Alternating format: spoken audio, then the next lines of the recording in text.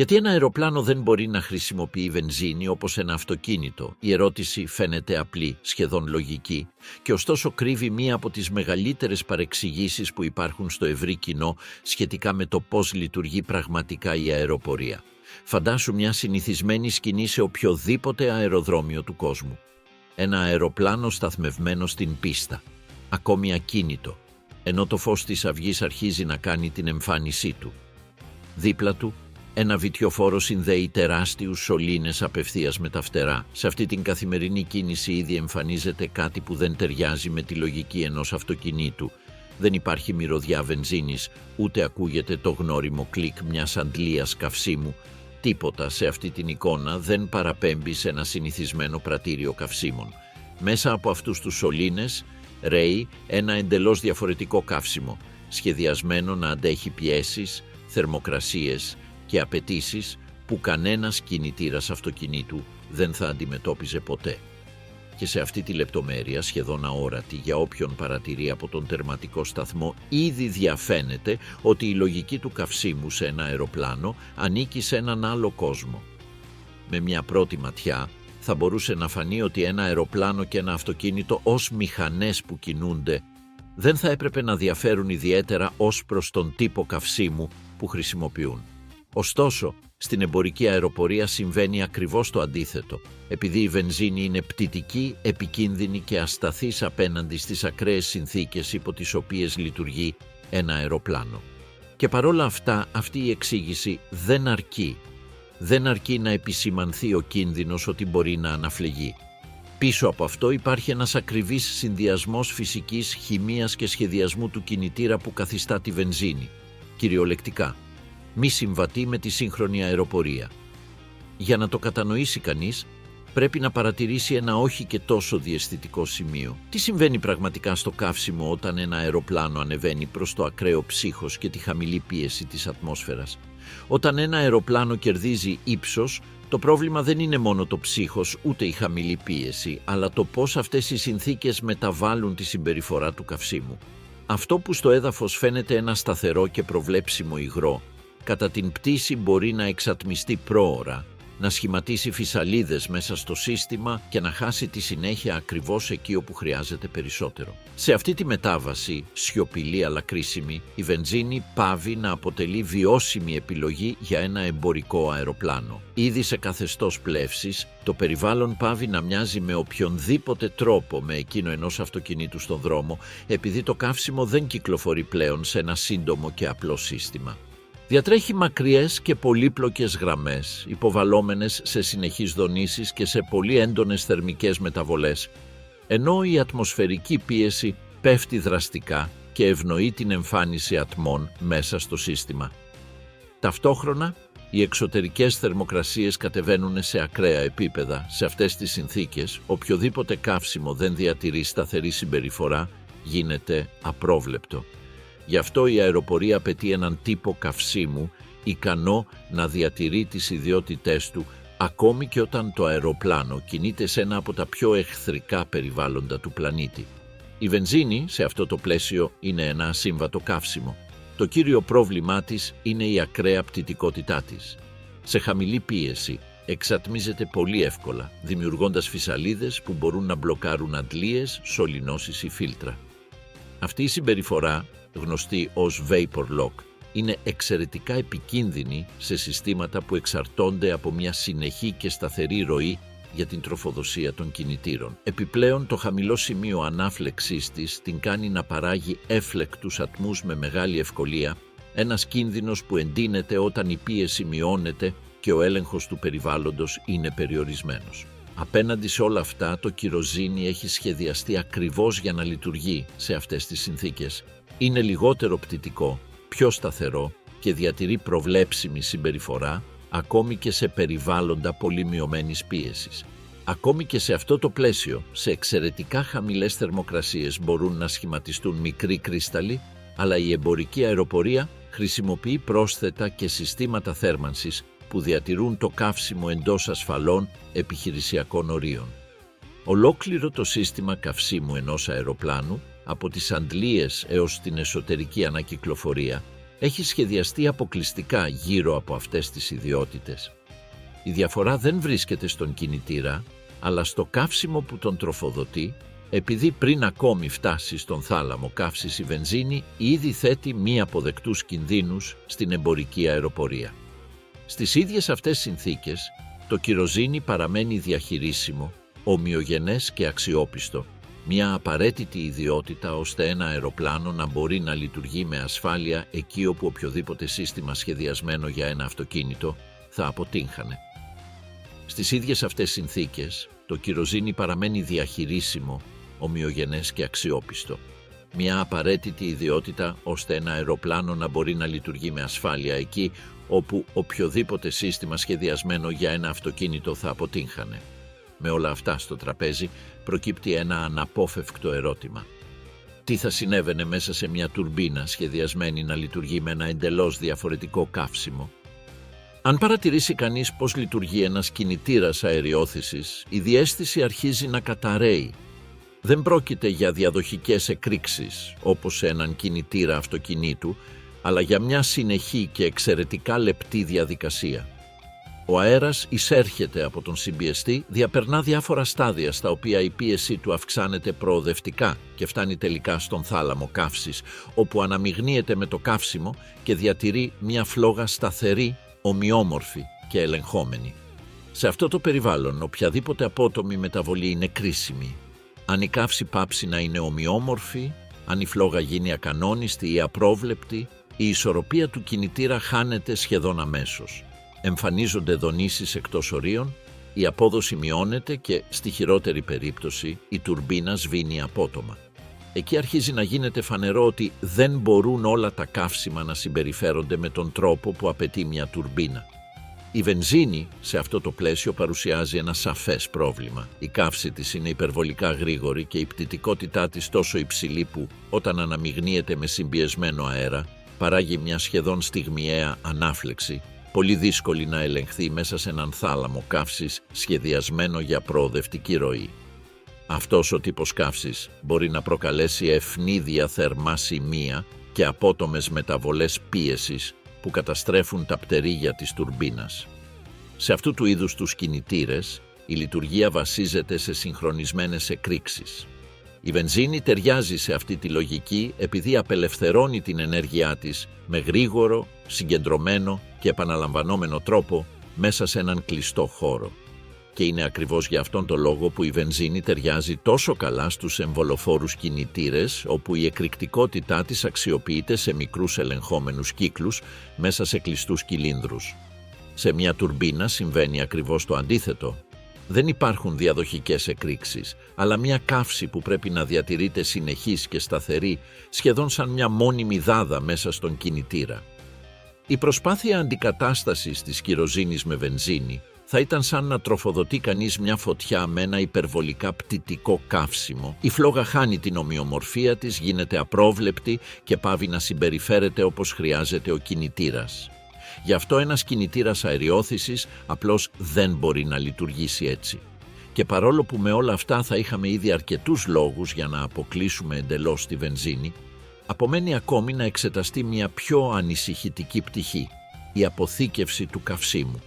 Διότι αν η βενζίνη αποδεικνύεται επικίνδυνη μέσα στον κινητήρα, είναι ακόμη περισσότερο όταν μεταφέρονται χιλιάδες λίτρα κάτω από τα φτερά σε μια κατάσταση υψηλού κινδύνου που χαρακτηρίζεται από πίεση, δονήσεις και συνεχείς θερμικές μεταβολές. Αυτό μας οδηγεί στο επόμενο ερώτημα. Τι θα συνέβαινε κατά τη μεταφορά βενζίνης σε γιγαντιαίες δεξαμενές κάτω από τα φτερά ενός αεροπλάνου, όπου οποιαδήποτε διαρροή ατμός ή σπινθήρας θα μπορούσε να προκαλέσει έναν ακόμη μεγαλύτερο κίνδυνο? Όταν το καύσιμο αποθηκεύεται σε μεγάλες ποσότητες, το πρόβλημα πάβει να αφορά μόνο τον κινητήρα και μετατοπίζεται στο εσωτερικό του συστήματος, μέσα στις δεξαμενές, όπου η βενζίνη παράγει ατμούς με τεράστια ευκολία και καταλαμβάνει τον χώρο που απομένει πάνω από το υγρό. Αυτό το φαινόμενο δεν περιορίζεται ούτε στην αεροπορία σε ένα αυτοκίνητο. Το ίδιο αυτό αποτέλεσμα ήδη επιβάλλει συστήματα εξαερισμού και ελέγχου.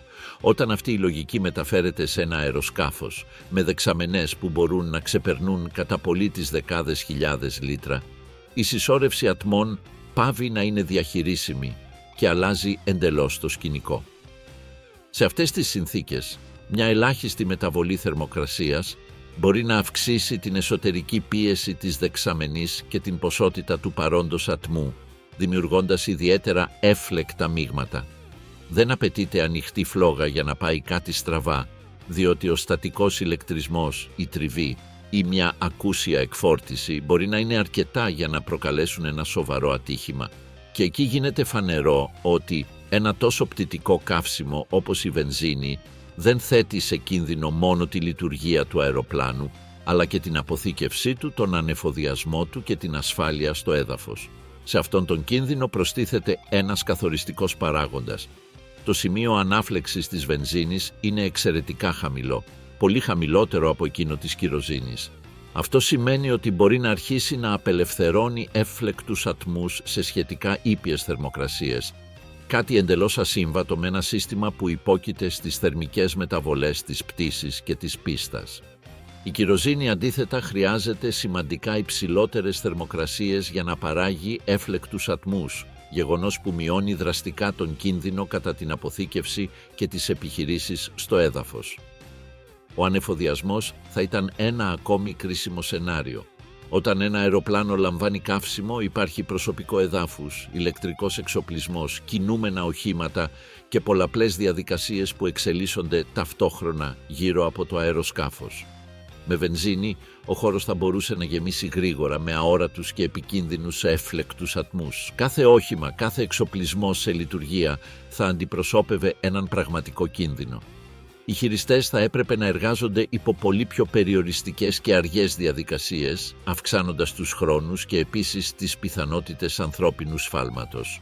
Και ακόμη κι έτσι, η βενζίνη θα συνέχιζε να αποτελεί έναν διαρκή παράγοντα κινδύνου. Υπάρχει επίσης το σενάριο των φυσικών συμβάντων. Ένα χτύπημα από όχημα της πίστας, η πτώση εξοπλισμού ή ακόμη και μια προσγείωση πιο απότομη από το αναμενόμενο μπορούν να προκαλέσουν δομικές ζημιές στις δεξαμενές. Αν αυτές οι δεξαμενές περιείχαν εξατμισμένη βενζίνη, η πιθανότητα ανάφλεξης θα ήταν πολύ μεγαλύτερη από ό,τι με κυροζίνη. Δεν πρόκειται για το ότι η κυροζίνη είναι ασφαλής σε ένα ατύχημα, αλλά για το ότι είναι πολύ λιγότερο επιρρεπής στο να αναφλεγεί ευνίδια. Γι' αυτό η αεροπορία το υιοθέτησε, όχι επειδή η κυροζίνη εξαλείφει τον κίνδυνο σε ένα ατύχημα, αλλά επειδή προσφέρει μια σταθερότητα που περιορίζει την πιθανότητα ανάφλεξης, ακόμη και σε σπάνια, αλλά αναπόφευκτα σενάρια. Η βενζίνη αντίθετα θα αποτελούσε έναν μη αποδεκτό κίνδυνο σε δεξαμενές μεγάλης χωρητικότητας, τόσο λόγω της πτυτικότητάς της και της ευκολίας με την οποία αναφλέγεται, όσο και λόγω της ευαισθησίας της στις θερμικές μεταβολές, την πίεση και την τριβή, συνθήκες που την καθιστούν ασύμβατη με αυτού του είδους τα συστήματα. Αλλά η ασφάλεια δεν είναι το μοναδικό κριτήριο που διακυβεύεται. Αν το καύσιμο πρέπει επίσης να είναι αποδοτικό, πώς επηρεάζει η διαφορά μεταξύ βενζίνης και κυροζίνης την πραγματική αυτονομία ενός αεροπλάνου? Στην πτήση αυτή η διαφορά μεταφράζεται άμεσα σε εμβέλεια. Η αυτονομία ενός αεροσκάφους δεν καθορίζεται μόνο από τον κινητήρα ούτε από τον αεροδυναμικό σχεδιασμό, αλλά από το πόση χρήσιμη ενέργεια μπορεί να μεταφέρει και να διαχειριστεί χωρίς να επιβαρύνει το βάρος, την απόδοση ή την ασφάλεια. Και σε αυτή την ισορροπία η κυροζίνη επικράτησε ως πρότυπο, όχι λόγω ενός μεμονωμένου πλεονεκτήματος, αλλά λόγω μιας σταθερής και προβλέψιμης ενεργειακής συμπεριφοράς στις ακραίες συνθήκες της πτήσης. Η πρακτική διαφορά εμφανίζεται στον σχεδιασμό και στη λειτουργία.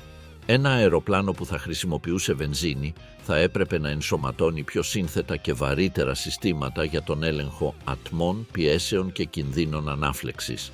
Περισσότερα συστήματα συνεπάγονται περισσότερο βάρος, περισσότερη συντήρηση και μεγαλύτερους δομικούς συμβιβασμούς. Όλα αυτά θα κατέληγαν να επηρεάζουν την αυτονομία, τη χωρητικότητα φορτίου και τη συνολική αποδοτικότητα του αεροσκάφους, ιδιαίτερα σε πτήσεις μεγάλων αποστάσεων, όπου κάθε κιλό και κάθε λίτρο μετρά. Σε μεγάλο ύψος, όπου οι θερμοκρασίες μειώνονται δραστικά, αυτές οι διαφορές γίνονται ακόμη πιο σημαντικές. Η βενζίνη, λόγω της υψηλής πτυτικότητάς της, τείνει να παράγει ατμούς και λιγότερο προβλέψιμες συμπεριφορές μέσα στο σύστημα καυσίμου, γεγονός που δυσχεραίνει τη διατήρηση σταθερής τροφοδοσίας σε παρατεταμένα καθεστώτα πλεύσης. Η κυροζήνη αντίθετα διατηρεί μια θερμική και λειτουργική σταθερότητα που επιτρέπει συνεχή καύση και διαρκή όση, χωρίς ανεπιθύμητες διακυμάνσεις στην απόδοση. Αυτή η σταθερότητα έχει άμεσο αντίκτυπο στην οικονομία των αεροπορικών εταιριών. Η αποδοτική μεταφορά καυσίμου επιτρέπει τη μεγιστοποίηση της αυτονομίας χωρίς μείωση του ωφέλιμου φορτίου, ούτε άσκοπη αύξηση της κατανάλωσης. Κάθε επιπλέον κιλό επιβαρύνει την απόδοση και αυξάνει το κόστος λειτουργίας. Η κυροζήνη επιτρέπει το μεγαλύτερο μέρος του επιβιβαζόμενου καυσίμου να μετατρέπεται σε αξιοποιήσιμη χρήσιμη ενέργεια, κάτι θεμελιώδες για τη διατήρηση μεγάλων διαδρομών, ελεγχόμενων κόστους και ακριβών λειτουργικών περιθωρίων. Ένα υποθετικό σενάριο το αποσαφηνίζει με σαφήνεια. Ένα αεροπλάνο μεγάλων αποστάσεων, σχεδιασμένο να διανύει περισσότερα από 12.000 χιλιόμετρα, χρησιμοποιώντας βενζίνη, θα απαιτούσε πρόσθετα συστήματα για τη διαχείριση ατμών, πιέσεων και κινδύνων ασφάλειας καθ' όλη τη διάρκεια της πτήσης. Αυτή η αύξηση της πολυπλοκότητας θα επηρέαζε το βάρος, τον δομικό σχεδιασμό και τη συνολική αποδοτικότητα του αεροσκάφους. Η βενζίνη θα ήταν ένα καύσιμο πιο δύσκολο στη διαχείριση, πιο πτυτικό και λιγότερο συμβατό με παρατεταμένες και σταθερές επιχειρήσεις. Σε αυτό το πλαίσιο, η εμπορική αεροπορία μεγάλων αποστάσεων θα έπαβε να είναι βιώσιμη, όπως τη γνωρίζουμε σήμερα. Και όμως, υπάρχει μια συνηθισμένη πηγή σύγχυσης. Υπάρχουν μικρά αεροπλάνα που πράγματι χρησιμοποιούν βενζίνη. Εμβολοφόροι κινητήρες, ελαφρά αεροσκάφη, εκπαιδευτικά μοντέλα. Αν αυτό είναι δυνατό, γιατί η εμπορική αεροπορία την απορρίπτει πλήρως? Τι αλλάζει ακριβώς όταν ένα αεροπλάνο πάβει να είναι μικρό και αρχίζει να λειτουργεί σε άλλη κλίμακα? Παρόλο που στην εμπορική αεροπορία θα ήταν αδύνατο να χρησιμοποιηθεί βενζίνη, υπάρχει μια εξαίρεση που συχνά προκαλεί σύγχυση. Τα μικρά αεροπλάνα και τα ελαφρά αεροσκάφη που πράγματι λειτουργούν με παρόμοια καύσιμα. Αλλά αυτή η εξαίρεση δεν αντιφάσκει σε τίποτα από όσα είδαμε μέχρι τώρα. Αντίθετα, επιβεβαιώνει τον κανόνα, επειδή αυτά τα αεροπλάνα δεν χρησιμοποιούν βενζίνη αυτοκινήτου ούτε λειτουργούν στο ίδιο περιβάλλον με ένα εμπορικό αεροσκάφος, και αυτό που λειτουργεί σε μικρή κλίμακα γίνεται μη βιώσιμο, επικίνδυνο και αναποτελεσματικό όταν οι συνθήκες αλλάζουν πλήρως. Η αεροπορική βενζίνη, γνωστή ως Avgas 100LL, είναι ένα καύσιμο ειδικά διαμορφωμένο για εμβολοφόρους κινητήρες. Το όνομά της προέρχεται από το Aviation Gasoline και η ονομασία 100L αναφέρεται στον υψηλό αριθμό οκτανίων και στη χαμηλή περιεκτικότητά της σε μόλιβδο. Έχει πολύ υψηλότερο αριθμό οκτανίων από τη βενζίνη αυτοκινήτου, προσεκτικά ελεγχόμενη σταθερότητα και πρόσθετα σχεδιασμένα για την αποφυγή κρουστικής καύσης σε κυλίνδρους που υπόκεινται σε υψηλές απαιτήσεις. Η Avgas είναι σχεδιασμένη για μικρούς κινητήρες που λειτουργούν μέσω επαναλαμβανόμενων εκρήξεων, όχι για τουρμπίνες που απαιτούν συνεχή και σταθερή καύση. Επιπλέον, έχει σχεδιαστεί για να λειτουργεί σε μέτρια ύψη, όπου οι μεταβολές πίεσης και θερμοκρασίας δεν είναι τόσο ακραίες όσο στις εμπορικές πτήσεις μεγάλου ύψους. Τα μικρά αεροπλάνα πετούν σε ένα εντελώς διαφορετικό οικοσύστημα. Λειτουργούν σε πολύ χαμηλότερες ταχύτητες, σε χαμηλά ύψη και για μικρότερες διάρκειες πτήσης, κάτι που καθορίζει πλήρως τον τρόπο με τον οποίο αποθηκεύουν και διαχειρίζονται το καύσιμο. Οι δεξαμενές που χρησιμοποιούν είναι μικρές και αυτό μειώνει δραστικά τη συσσόρευση ατμών στο εσωτερικό τους. Η διαφορά μεταξύ μιας δεξαμενής 100 λίτρων και μιας 20.000 δεν είναι απλώς ζήτημα κλίμακας, αλλά μια αλλαγή στη φυσική του καυσίμου. Με τόσο μειωμένους όγκους, οι κίνδυνοι vapor lock, υπερβολικής εξάτμισης ή επικίνδυνων μειγμάτων ατμών παραμένουν εντός διαχειρίσιμων ορίων. Για τον ίδιο λόγο, τα συστήματα τροφοδοσίας αυτών των κινητήρων είναι επίσης πιο απλά. Δεν απαιτούν αντλίες εξαιρετικά υψηλής πίεσης, ούτε θαλάμους καύσης που να εξαρτώνται από απόλυτη σταθερότητα για να λειτουργήσουν σωστά. Αλλά ακόμη και με όσα αναφέρθηκαν προηγουμένως, πρέπει να προσθεθεί το γεγονός ότι η αεροπορική βενζίνη έχει σημαντικούς περιορισμούς, ιδιαίτερα όταν οι συνθήκες γίνονται απαιτητικές. Σε πολύ θερμά κλίματα μπορεί να σχηματίσει ατμούς που δυσκολεύουν την εκκίνηση και σε μεγαλύτερο ύψος η συμπεριφορά της χάνει προβλεψιμότητα, κάτι στο οποίο προστίθεται ότι οι εμβολοφόροι κινητήρες είναι πολύ πιο ευαίσθητοι σε θερμικές μεταβολές. Για αυτόν τον λόγο, τα μικρά αεροπλάνα που χρησιμοποιούν αύγας λειτουργούν υπό συγκεκριμένες διαδικασίες για την αποφυγή του vapor lock και τη διασφάλιση σταθερής ροής καυσίμου, συστήματα που δεν θα ήταν κατάλληλα για ένα αεροσκάφος μεγάλου μεγέθους, όπου οι ενεργειακές και οι απαιτήσεις σταθερότητας είναι εντελώς διαφορετικές. Αυτή η εξαίρεση δεν μπορεί να μεταφερθεί στην εμπορική αεροπορία, διότι σε ένα μεγάλο αεροπλάνο η χρήση βενζίνης θα άλλαζε πλήρως τη λειτουργία του συστήματος. Θα επέβαλε την ενσωμάτωση πολύ μεγαλύτερων δεξαμενών, θα αύξανε τους κινδύνους και θα μείωνε την αυτονομία, ενώ ταυτόχρονα θα εισήγαγε σοβαρά προβλήματα στην αποθήκευση και στον ανεφοδιασμό. Επιπλέον, οι κινητήρες αεριόθησης δεν είναι σχεδιασμένοι να λειτουργούν με αυτού του είδους το καύσιμο, γεγονός που καθιστά τη λειτουργία ανασφαλή και αναποτελεσματική. Η εμπορική αεροπορία είναι βιώσιμη μόνο επειδή χρησιμοποιεί κυροζίνη, ένα σταθερό, ασφαλές και αποδοτικό καύσιμο, ικανό να υποστηρίξει κινητήρες που πρέπει να λειτουργούν για ώρες υπό ακραίες θερμοκρασίες και πιέσεις. Αρκεί να φανταστεί κανείς δύο σκηνές που δεν θα μπορούσαν να είναι πιο διαφορετικές. Από τη μία, ένα μικρό αεροπλάνο που ανεφοδιάζεται με αύγας σε ένα μικρό αεροδρόμιο, με έναν απλό κινητήρα, μικρές δεξαμενές και ήρεμες συνθήκες. Από την άλλη, ένα διυπηρωτικό αεροπλάνο που φορτώνει δεκάδες χιλιάδες λίτρα Jet A, περιτριγυρισμένο από οχήματα, προσωπικό πίστας και ταυτόχρονες επιχειρήσεις. Πρόκειται για διαφορετικούς κόσμους και αυτό που είναι ασφαλές στον έναν θα γινόταν εξαιρετικά επικίνδυνο στον άλλον. Και, παρόλα αυτά, τόσο στα μικρά όσο και στα εμπορικά αεροπλάνα υπάρχει κάτι που δεν αλλάζει. Η κρίσιμη σημασία εκείνων που επιβλέπουν, ελέγχουν και πιστοποιούν το καύσιμο που εισέρχεται σε κάθε αεροσκάφος. Γι' αυτό προκύπτει τώρα το φυσικό ερώτημα. Αν το καύσιμο είναι τόσο κρίσιμο για την ασφάλεια οποιασδήποτε πτήσης, ποιοι είναι οι άνθρωποι που αναλαμβάνουν να εγγυηθούν ότι κάθε σταγόνα βρίσκεται σε άριστη κατάσταση πριν από την απογείωση? Πίσω από κάθε απογείωση, πίσω από κάθε ώρα πτήσης και πίσω από κάθε σύστημα καυσίμου που λειτουργεί όπως πρέπει, υπάρχουν άνθρωποι που επιβλέπουν, επαληθεύουν και πιστοποιούν ότι όλα βρίσκονται σε τάξη. Αν το καύσιμο είναι ένα από τα πιο κρίσιμα στοιχεία ενός αεροσκάφους, αυτό συμβαίνει επειδή εξαρτάται όχι μόνο από τη χημεία και τη σταθερότητά του, αλλά και από την ακρίβεια με την οποία οι επαγγελματίες που το διαχειρίζονται εκτελούν το έργο τους. Και είναι αυτοί περισσότερο από οποιαδήποτε τεχνολογία που εγγυώνται ότι κάθε αεροπλάνο μπορεί να απογειωθεί με απόλυτη ασφάλεια. Οι αεροναυπηγικοί μηχανικοί αποτελούν την πρώτη γραμμή άμυνας. Πριν το καύσιμο φτάσει στους κινητήρες, είναι εκείνοι που ελέγχουν τις γραμμές τροφοδοσίας, τις βαλβίδες, τα φίλτρα, τις αντλίες και τα συστήματα πίεσης. Περπατούν κάτω από τα φτερά και διατρέχουν την άτρακτο με εκπαιδευμένο βλέμμα για να εντοπίσουν οποιοδήποτε σημάδι που ένα άπειρο μάτι θα αγνοούσε. Μια μικρή ασυνήθιστη οσμή, μια ασυνήθιστη δόνηση, μια σύνδεση που δεν φαίνεται τόσο σταθερή όσο θα έπρεπε, μπορεί να αποτελούν ενδείξεις ενός προβλήματος που πρέπει να επιλυθεί πριν εγκριθεί η πτήση.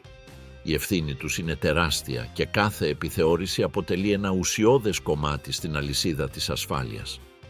Στη συνέχεια βρίσκονται οι επιθεωρητές καυσίμων, ειδικοί των οποίων το έργο είναι αόρατο για τους επιβάτες, αλλά απολύτως κρίσιμο.